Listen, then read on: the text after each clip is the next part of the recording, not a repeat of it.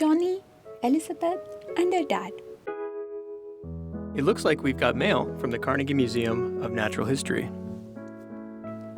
They've just started a new exhibit. Johnny and Elizabeth also heard about it from their friends at school.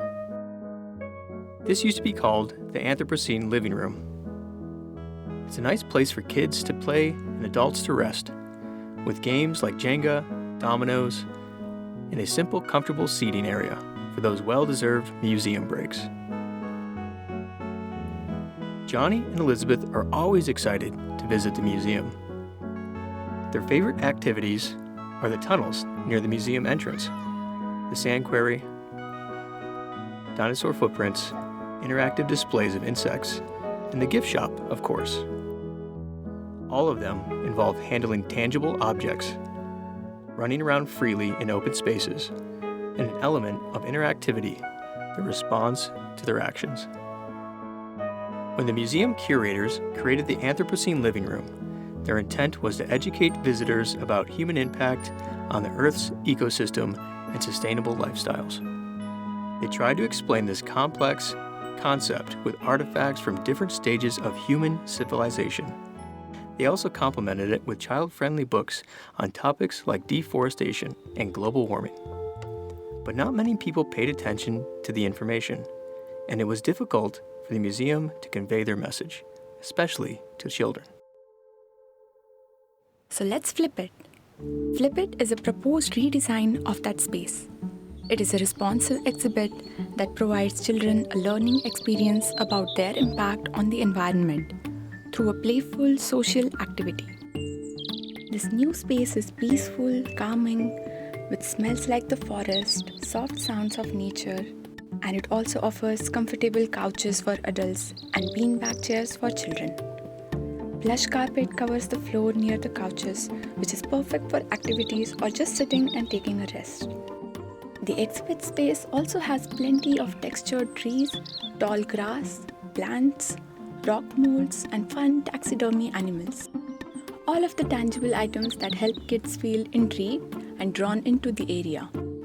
The room offers self-serve snacks, drinks, and coffee in recycled cups. It is the perfect place for visitors to pause and reflect while allowing our younger visitors time to get some energy out in an experiential learning setting. The floor of this exhibit has a lot of soft holographic cubes and kiosks with tablets where you can reveal each cube. Children love picking up those cubes and playing with them. They are curious to find out more and look at it through the kiosk screen display. Let's discover one of those mystery cubes with that magic glass. With each cube, visitors discover a new scenario and flip it. They learn about different species where they see a negative state with critical human impact and flip it to a positive state with harmonious alternatives. From endangered habitats to nurturing environments, from fossil fuels to renewable energy. Visitors will be able to observe and feel the environment change based on the collective actions of the group. It is determined by the percentages of cubes in the exhibit space that are in a good state versus in a bad state. The cubes leverage the technology of augmented reality.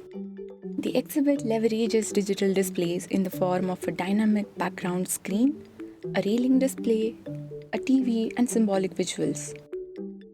The space is better off when there are more green cubes, and it starts to get worse when there are more red cubes. It lets the visitors experience a spectrum of states, from a pristine landscape, biodiversity, harmony, to discord with storms, dead plant life, rising water levels. This exhibit as a whole acts like a metaphor for the Earth's ecosystem, and it is in the hands of the visitors to determine its state. Visitors leave the exhibit feeling positive, empathetic, empowered, and informed. They have learned about their power to create a positive or a negative impact on the environment. They also feel enthusiastic to share their new knowledge and take action on it within their family as well as the broader community. We are at the gift shop now, a let's take one of those cubes home. With the help of this app, my kids can enjoy the entire Flip It experience. And more importantly, they can learn about their own human impact and how to affect positive change. They can easily share this experience with friends and family and help them learn about their own human impact and what it means to be living in the Anthropocene.